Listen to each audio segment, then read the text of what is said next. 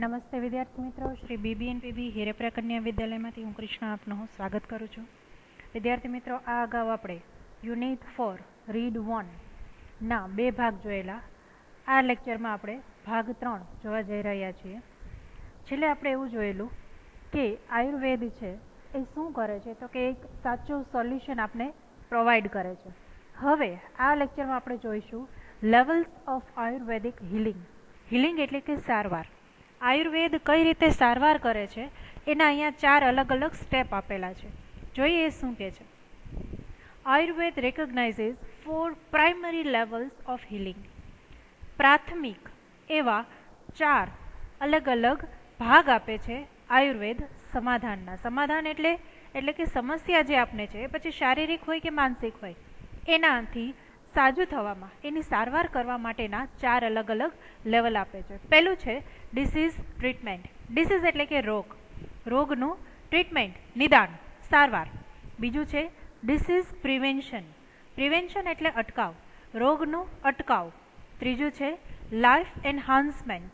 Enhancement એટલે ફરીથી જીવિત કરવું, જીવન છે એને ફરીથી નવેસરથી શરૂ કરવું.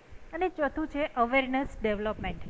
અવેરનેસ એટલે કે જાગૃતિ, ડેવલપમેન્ટ એટલે કે વિકાસ, જાગૃતિનો વિકાસ કરવો. હવે જોઈએ આ 4 તબક્કા કઈ રીતે આપણે મદદ કરે છે. ફોર મોસ્ટ ઓફ અસ, આપણામાંના મોટા ભાગના લોકો માટે મેડિકલ ટ્રીટમેન્ટ બિગિન્સ. શારીરિક કે માનસિક તકલીફ પડે ત્યારે જ આપણે શું કરીએ છીએ, તો કે મેડિકલ સારવાર છે એ શરૂ કરીએ છીએ. વેન વી ફોલ ઇલ, બીમાર પડીએ ત્યારે જ આપણે દવાઓ લેવાનું શરૂ કરીએ છીએ. It is a form of disease treatment. એ જે દવા લઈએ છીએ એ શું છે, તો કે એક ભાગ છે, રોગ જે આપણે થયો છે એની સારવારનો એક ભાગ છે દવા લેવી. A response to a condition. Response એટલે કે પ્રતિક્રિયા છે શેની, એ કન્ડિશન, એ આપણી સ્થિતિની. કઈ સ્થિતિ? That has already અકર્ડ. અકર એટલે બનવું, કે જે ઓલરેડી બની ગઈ છે, પહેલેથી બની ગઈ છે, એ સ્થિતિની એ પ્રતિક્રિયા છે. It aims at fixing something already broken. અને એનો એમ એટલે કે એનો ધ્યેય શું છે, તો કે જે વસ્તુ ખરાબ થઈ ગઈ છે એને સાજું કરવું. એનો મતલબ શું થાય, તો કે આપણે જે તકલીફ છે એ તકલીફમાંથી છોડાવવા એ આ દવા જે છે એ કામ કરે છે, જેને આપણે ડિસીઝ ટ્રીટમેન્ટના એક ભાગરૂપે ગણીએ છીએ. હાવેવર, જો કે if medicine begins with the treatment of disease, it is a failure. જો કોઈ રોગની શરૂઆતમાં આપણે દવાઓ લેવાની શરૂઆત કરી દઈએ છીએ તો એક નિષ્ફળ થઈ જાય છે. કારણ? Because the disease is already harming us. કારણ તો કે જે રોગ છે, ડિસીઝ છે, એ પહેલેથી જ આપણે હાર્મિંગ એટલે કે નુકસાન પહોંચાડવાનું શરૂ કરી દે છે. At this stage, at this late stage. હવે આ જે આપણા જીવનમાં સ્ટેજ આવી ગયું છે એ થોડું મોડું છે, કારણ કે ઓલરેડી આપણે બીમારી લાગુ પડી ગઈ છે. We are left with no option but using drugs and surgery, which may have many side effects in the long run. હવે આ એક એવી પ્રક્રિયા છે કે જે આપણે ડિસીઝ એટલે કે રોગ થયા પછી શરૂ કરીએ છીએ, તો ઓલરેડી રોગ જે છે આપણા શરીરને નુકસાન પહોંચાડવા માંડ્યું છે. હવે એનું પરિણામ શું આવશે, તો કે આપણે ડ્રગ એટલે કે કોઈ પણ કેમિકલ, કોઈ પણ દવા લેવી પડશે, અથવા તો સર્જરી કરાવવી પડશે, ઓપરેશન કરાવવું પડશે, જે શું કરશે, લોંગ રન, લાંબા ગાળે શરીરને સાઇડ ઇફેક્ટ્સ, નુકસાન કરશે જ. A higher level of healing aims at preventing disease before they manifest. Manifest એટલે બહાર આવવું. જે ઉચ્ચ કક્ષાનું એક સોલ્યુશન છે, હિલિંગ એટલે સારવાર છે, એ શેના પર ધ્યાન કેન્દ્રિત કરે છે? પ્રિવેન્ટિંગ ડિસીઝ, જે આપણો બીજો ભાગ છે. એ શું કરે છે? રોગ થતાં જ અટકાવે છે. એ રોગ આપણા શરીરમાં થાય એ પહેલાં જ એને અટકાવી દે છે. To reach this stage we ought to consider the fact of our lifestyle. આ સ્ટેજ સુધી પહોંચવા એટલે કે પ્રિવેન્શન. ઇંગ્લિશમાં એવી કહેવત છે, prevention is better than cure. એટલે કે કોઈ પણ બીમારી લાગુ પડે એની સારવાર કરતાં એ બીમારીને થતી અટકાવવી વધારે જરૂરી છે. તો અહીંયા બીજું જે સ્ટેપ છે ખૂબ મહત્વનું છે, પ્રિવેન્શન એટલે કે અટકાવ, એની રોક કરવી ખૂબ જરૂરી છે. તો આ સ્ટેજ ક્યારે આવશે? તો કે એ સ્ટેજ આપણી લાઈફસ્ટાઈલ, આપણી જીવનશૈલી સાથે સંકળાયેલી છે. એન્વાયરમેન્ટ, આપણે જે પર્યાવરણમાં ઉછરીને મોટા થયા છીએ એની સાથે સંકળાયેલી છે. એ સિવાય વર્ક એન્ડ સાયકોલોજીકલ કન્ડિશન, આપણું કામ અને આપણી માનસિક જે પરિસ્થિતિ છે એ બધા જ પાસાઓ ભેગા થઈને આ સ્ટેજ સુધી પહોંચવામાં મદદ કરે છે. વી મસ્ટ એલિમિનેટ, એલિમિનેટ એટલે દૂર કરી દેવું, the wrong factors in our daily lives that makes us helpless to disease.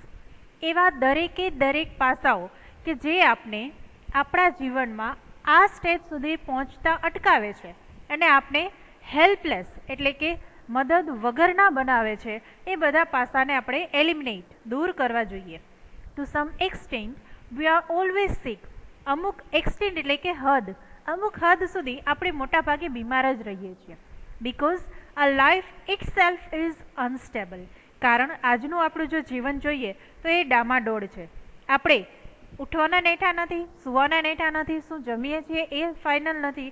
તો હવે આ બધી પ્રક્રિયાઓ જે છે આપણા શરીરને ક્યાંક ને ક્યાંક નુકસાન કરે છે. There are always some diseases attacking us.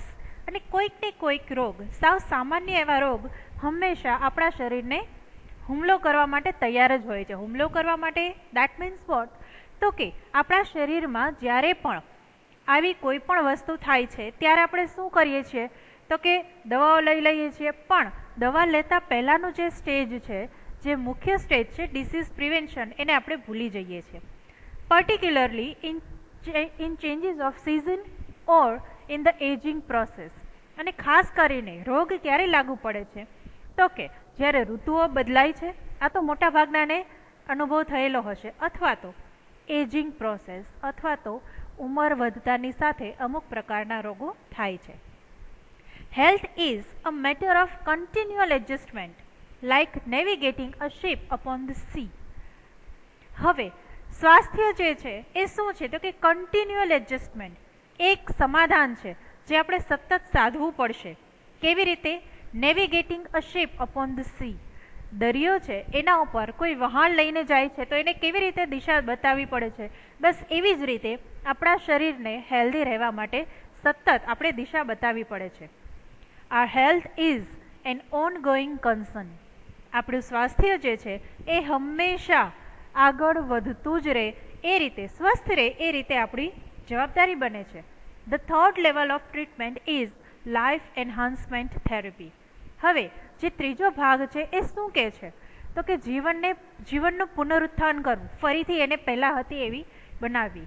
Which aims at improving our vitality and enabling us to live longer. પહેલાંના જમાનામાં 100 વર્ષ છે એટલું લોકો શાંતિથી જીવી શકતા એમની જીવનશૈલીના કારણે. હવેના લોકો વધીને 80 થી 90 વર્ષ જીવે છે. એનું કારણ છે આપણી જીવનશૈલી. તો આ જે છે ત્રીજું સ્ટેજ, જીવનનું પુનરુત્થાન, એન્હાન્સમેન્ટ, એ શું કરે છે? એનો મુખ્ય ધ્યેય શું છે? 1 માર્કમાં પૂછાય એવો પ્રશ્ન. તો એનો મુખ્ય ધ્યેય છે કે આપણી જે વાઇટાલિટી એટલે કે જીવંતતા છે એને શું કરે છે? લીવ લોંગર, આપણી જીવંતતાને વધારે આપને મદદરૂપ થાય એ રીતે એ બનાવવું, એ ત્રીજા સ્ટેજનો મુખ્ય ધ્યેય છે. It does not merely prevent disease. એ મિયરલી એટલે કે માત્ર રોગ થતાં અટકાવતું નથી, but shows us how to increase our positive energy.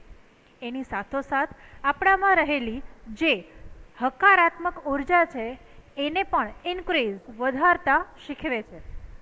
However, Ayurveda aims at creating health, avoiding disease and helping us live longer. આયુર્વેદનો મુખ્ય ધ્યેય શું છે? આ પણ 1 માર્કમાં પૂછાય એવો પ્રશ્ન છે. તો કે એનો મુખ્ય ધ્યેય છે ક્રિએટિંગ હેલ્થ, સ્વાસ્થ્ય સુધારવું, અવોઇડિંગ ડિસીઝ, રોગોને દૂર કરવા, and helping us live longer, અને આપણે સ્વસ્થ લાંબુ આયુષ્ય જીવવા મદદ કરવી. છેલ્લો તબક્કો છે the fourth level of Ayurveda healing is awareness development, જાગૃતિનો વિકાસ. This requires a spiritual approach to life. આધ્યાત્મિક અભિગમની જરૂર આ ચોથા ભાગમાં આપણે પડે છે. To be healthy is important. સ્વસ્થ રહેવું એ ખૂબ જરૂરી છે. But health is not an end in itself, પણ માત્ર સ્વસ્થ રહેવું જ જરૂરી છે એવું નથી. It is not enough merely to prolong our lives and have better energy to do things we want. આપણે જે કંઈ કામ કરવા ઈચ્છીએ છીએ માત્ર એ જ કામ સારી રીતે કરી શકીએ એટલું પૂરતું નથી. We ought to consider what we are using our energy for and why. આપણામાં રહેલી જે કંઈ ઉર્જા છે એને આપણે શેના માટે અને શા માટે ઉપયોગ કરીએ છીએ એ પણ ધ્યાને લેવું ખૂબ જરૂરી છે. The quality of our awareness is the real fruit of all that we do. આપણે જે કંઈ કરીએ છીએ એનું ફ્રૂટ એટલે કે પરિણામ શું છે તો કે આપણામાં રહેલી જે જાગૃતિ છે એ કેટલી છે અને કેવી છે એ પરિણામ આપણે એ રીતે મળે છે.